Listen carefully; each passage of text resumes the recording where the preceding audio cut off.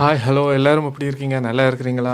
இன்றைக்கு வந்து நான் ஒரு படம் பார்க்க போனேன். ஸோ இப்போ நாங்கள் சினிமாவுக்கு போய் கொண்டிருக்கிறோம். கொஞ்சம் கொஞ்சம் லேட்டாக போய் கொண்டிருக்கேன். இந்த படத்துக்கு இவ்வளோ லேட்டாக போகிறது கொஞ்சம் கடுப்பாக தான் இருக்குது. என்ன பண்ணுறது, இன்றைக்கு டிரான்ஸ்போர்ட் எல்லாமே எனக்கு எதிராகவே வேலை செஞ்ச மாதிரி இருக்கா தான். பரவாயில்ல, அவ்வளோ லேட்டாக இல்லை. ஸோ வந்த அப்புறம் தான் நானே ஷாக் ஆகிட்டேன். எதிர்பார்த்ததை விட நிறைய பேர்.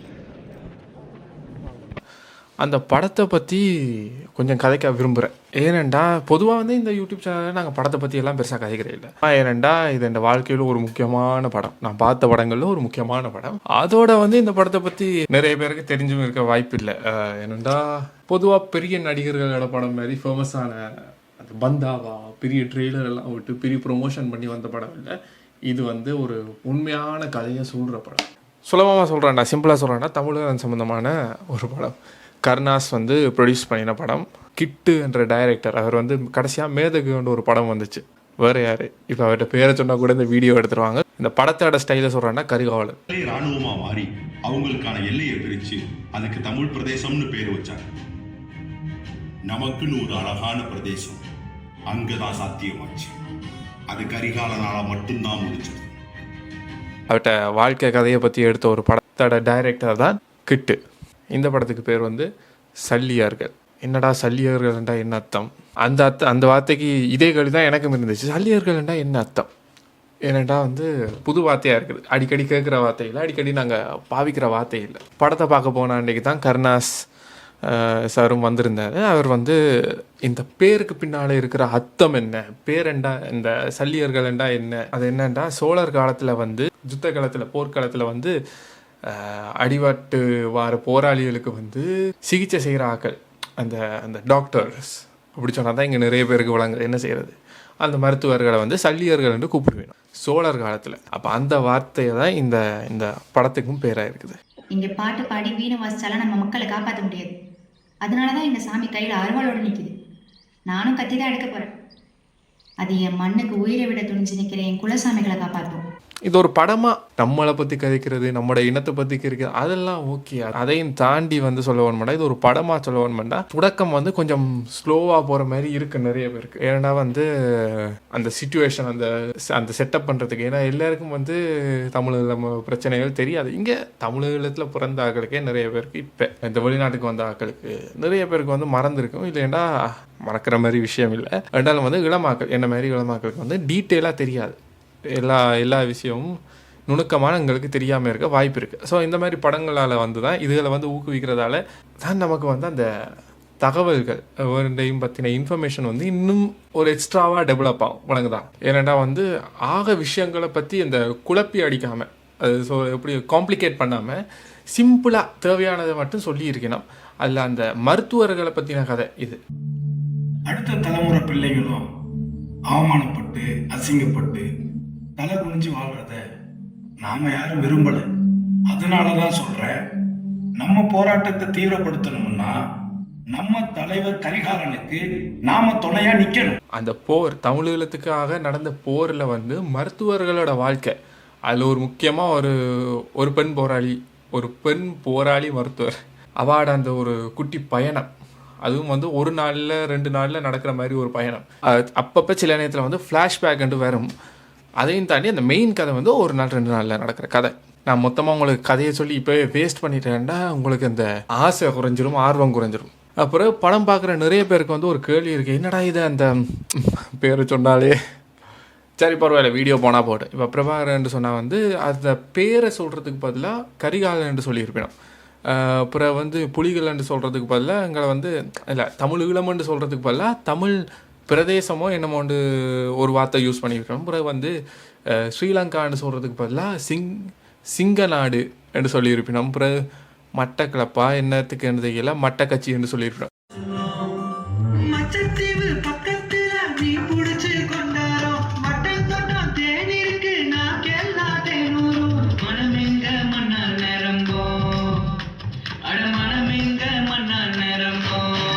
இந்த மாதிரி இந்த பேரை வச்சு விளையாடுறது, அந்த வார்த்தையை வச்சு ட்விஸ்ட் பண்ணி விளையாடுறது. ஏனெண்டா வார்த்தையை மாற்றி மாற்றி சொன்னதால் வந்து இந்த படத்துக்கு ஒரு நல்ல விஷயம். இந்த சென்சார் போர்டெல்லாம், சென்சார் போர்டுன்னு இருக்குது அந்த இந்தியாவில் வந்து நிறைய படங்களை அந்த இது ரிலீஸ் பண்ணிடுமா ரிலீஸ் பண்ணக்கூடாது, அந்த படத்துக்கு முன்னால் எல்லாம் ஒரு பெரிய சர்டிஃபிகேட் வருமே, அவை உத்தரவு தந்தால் தான் அந்த படம் வெளியில் வரையும். அப்போ இந்த இந்த வரிசையில் பார்த்தா தமிழீழத்தை பற்றி கதைக்கிற முதல் படம் வெளியில் வருதுன்னா இந்த படம் தான், சல்லியர்கள் தான். அது ஒரு வரலாறுல ஒரு முக்கியமான விஷயமா. ரெண்டாவது இப்படி பேர்களை மாற்றினதால் அதை தடை செய்ய முடியாது, சட்டத்துக்குள்ள அந்த ஓட்டையை கண்டுபிடிச்சி போன மாதிரி ஒரு கதை தான் இது. அப்போ இந்த படத்துக்கு இப்படி எல்லாம் இந்த மாதிரி சில விஷயங்களை மாற்ற வேண்டி இருந்திருக்கு. பரவாயில்லை. இதைத்தான் நானும் ஒரு வீடியோவில் சொல்லியிருப்பேன், நம்மளோட கொடி டிசைனை மாற்றினா தான் நம்ம ஆன்லைனில் எங்களை பற்றியும் எங்களோட வரலாறை பற்றியும் எங்களோட விஷயங்களை பற்றியும் கதைக்கிறதுக்கு எங்களுடைய கொடி டிசைனை மாற்றுறது ஒரு பெரிய ஒரு நல்ல விஷயமா இருக்கும். என்னடா எங்களோட மெயின் கொடி அந்த துப்பாக்கிகள் இருக்குது, அந்த பாயிர புலியை சுற்றி துப்பாக்கி தோட்டாக்கள் இருக்குது. ஸோ அந்த மாதிரி அந்த புல்லட்ஸ் எல்லாம் இருக்குதல்ல, அது இந்த காலத்தில் 2024 அதை வச்சு அது ஒரு டெரரிஸ்ட் ஃப்ளாகாக மாற்றிட்டாங்க, வேறு வழி இல்லை. அப்போ அதையும் தாண்டி நாங்கள் டிசைனை மாற்றி ஏதாச்சும் ஒரு வழி பண்ணி நாங்கள் ஒன்றா சேர்ந்து ஒரு விஷயத்தை செஞ்சால் தான் நாங்கள் இந்த ஆன்லைனில் இதை பற்றி கதைக்கிறதோ வீடியோ போடுறதோ இன்னும் நிறைய பேரோ ஒற்றுமையாக சேர்க்குறதோ போருக்கு இல்லை, வளர்கிறதுக்கு வழங்குதா. நான் அந்த நோக்கத்தில் சொல்கிறேன். அப்போ அதுக்கு நம்ம அந்த மேலே வேறு கலர் பெயிண்ட் அடித்து தான் நான் ஆகணும். அந்த மாதிரி பண்ணினால்தான் இந்த படமே தமிழ்நாட்டில் இல்லை, இப்போ உலகம் பூரா 1ஆம் தேதி ஜனவரி வெளியில் வர இருக்குது.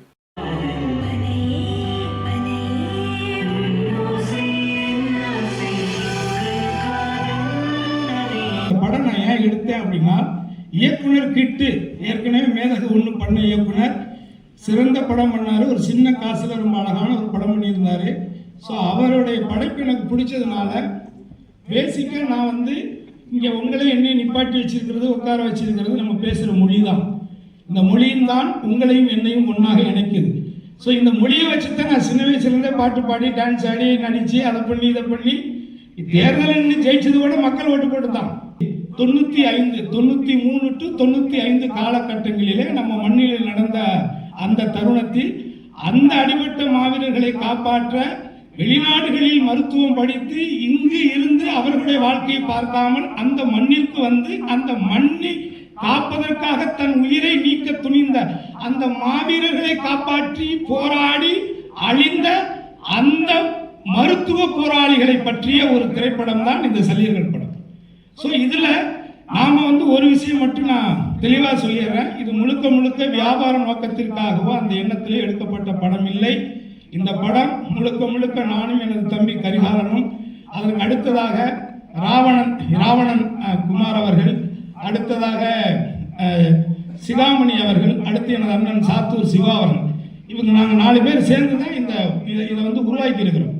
நல்லா கேட்டுக்கங்க, தமிழகத்தில் முதன்முறையாக இலங்கை சம்பந்தப்பட்ட யுத்தம் சம்பந்தப்பட்ட போர்க்களம் சம்பந்தப்பட்ட ஒரு படத்தை எடுத்து அதற்கு சென்சார் வாங்கி இந்தியாவிலேயே வெளியாக போற முதல் படம், அதுவும் தமிழ்நாட்டில் வெளியாக போற முதல் படம் இந்த படம். இந்த ஒரு விஷயத்துக்கு நான் கிட்டத்தட்ட 2 வருடம் போராடி இருக்கேன். இந்தியாவினுடைய சென்சார் சர்டிபிகேட்டை வாங்குவதற்காக மட்டும் 1 வருடம் நான் போராடி இருக்கேன். ஆக இப்படி எடுக்கப்பட்ட இந்த படம் எனக்கு தமிழ்நாட்டில் வெளியாகணும்.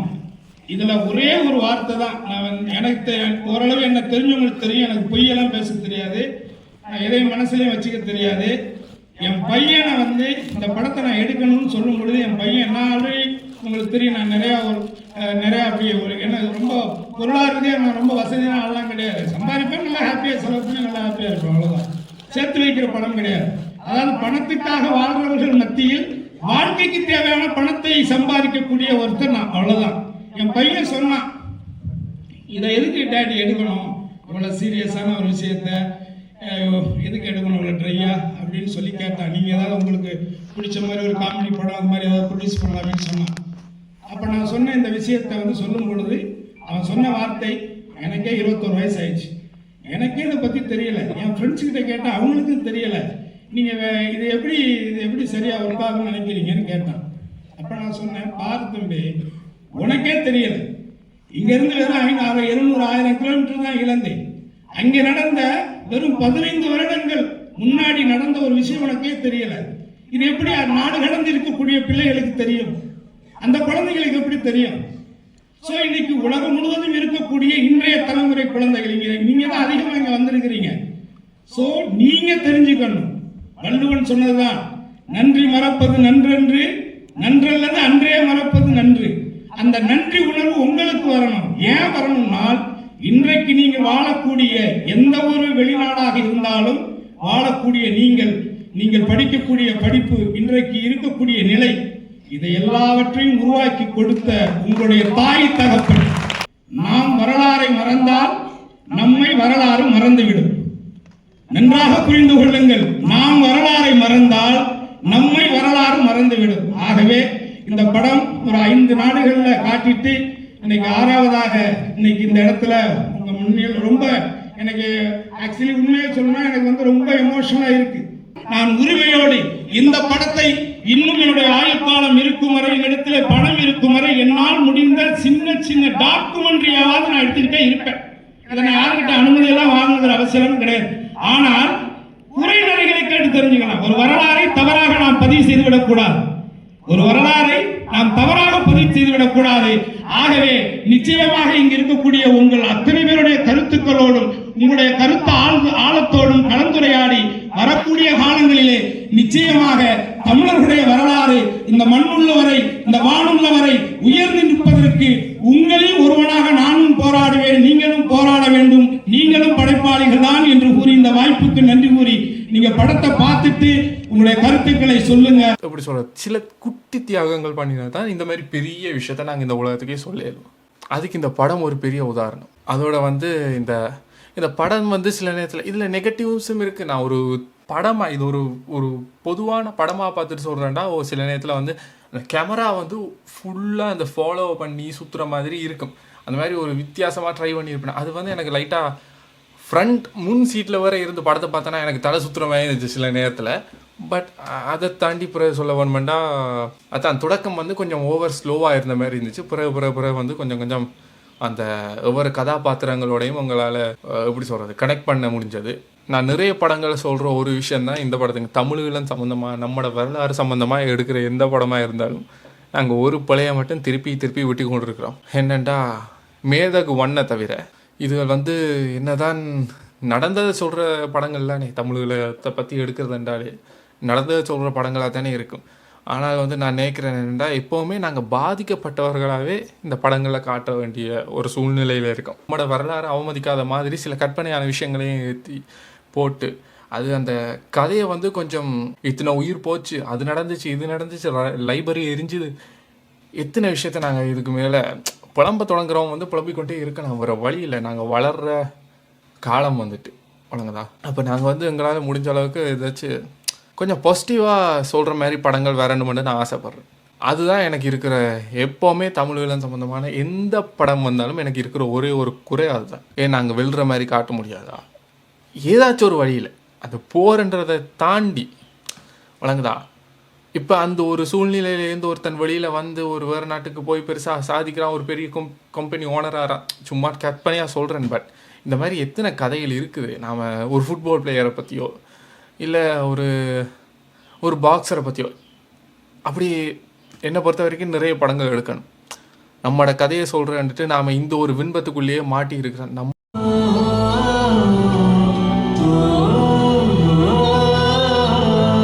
ஒன்றே ஒன்று சொல்கிறேன், முக்கியமாக இந்த உலகத்தில் இருக்க பெரிய நாடுகள் எல்லாம் ஒரு நாட்டில் வந்து அநீதி நடக்குதுன்றதை வந்து கண்டுக்க கூடாதுன்னு ஒன்றா சேர்ந்து முடிவு பண்ணிட்டாங்கன்னு வையுங்க. நாம் இங்கே என்ன சத்தம் போட்டாலும் என்ன செஞ்சாலும் கண்டுக்க மாட்டாங்க. அதுக்கு இப்போ ஒரு பெரிய உதாரணம் நடந்து கொண்டு இருக்குது, பலஸ்டீன் வழங்குதா. அது இன்றைக்கு வரைக்கும் அமெரிக்கா நிறைய இடங்களில் நேரடியாக சொல்லினோம், அப்படி ஒரு விஷயம் நடக்க இல்லை அப்படின்றது ஒரு பொய்யான விஷயம் சொல்லி கொண்டிருக்காங்க. Let me be clear. Contrary to allegations against Israel made by the International Court of Justice, what's happening is not genocide. We reject that. அவங்க எதை நினைக்கிறாங்களோ அதை தான் நீங்கள் நம்பணுமென்று ஆசைப்படுறாங்க.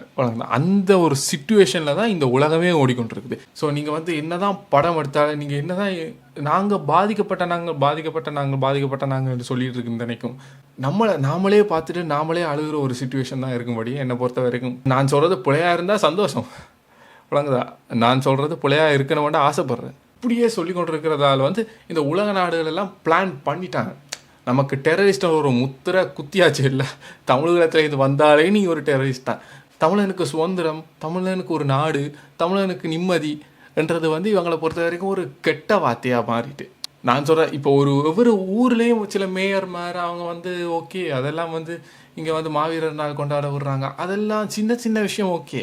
பட் எங்கே நாங்கள் பெரிய விஷயத்தை கேட்க வாரமோ அப்போத்தான் நடந்தது எல்லாத்தையும் ஒன்றுமே நடக்காத மாதிரி, ஒன்றுமே ஆகாத மாதிரி அப்படி அந்த தூக்கி எறிஞ்சிட்டு போகிறார்கள் நிறைய அந்த மாதிரி நேரத்துலாம் தெரிவாங்க. அது இப்போ நடக்குது. இன்றைக்கு கூட காசாவில் வந்து நிறைய குழந்தை பிள்ளைகள் செத்து கொண்டிருக்கிற நேரத்தில் கூட இல்லைன்னு அப்படி ஒரு விஷயம் நடக்கலேன்னு வாய் கூசாமல் சொல்கிற பெரிய நாட்டு அதிபர்கள் இருக்கணும். ஸோ யோசிங்க, முன்னால் போகணுமா இல்லை இது நடந்துச்சுன்னு சொல்லி கொண்டு அழுது கொண்டு இருக்கணுமா? சிம்பிளாக சொல்கிறேன், இந்த படத்தில் வந்து நல்ல விஷயம் அதுதான், கெட்ட விஷயம் அதுதான்.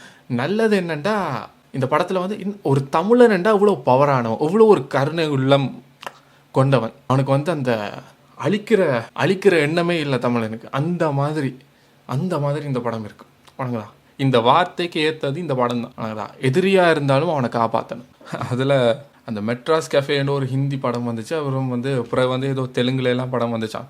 நம்மளை தமிழீழத்தையும் புலிகளையும் பற்றி அந்த தாழ்த்தி பேசுகிற மாதிரி, நெகட்டிவாக பேசுகிற மாதிரி அவங்க வந்து நம்மளை பற்றி அந்த படங்களில் சொல்கிறது வந்து டிரெக்டாகவே நம்மளோட பேர்களை வச்சு சொல்லலாம், நாம் என்ன மாதிரி அமைப்பு.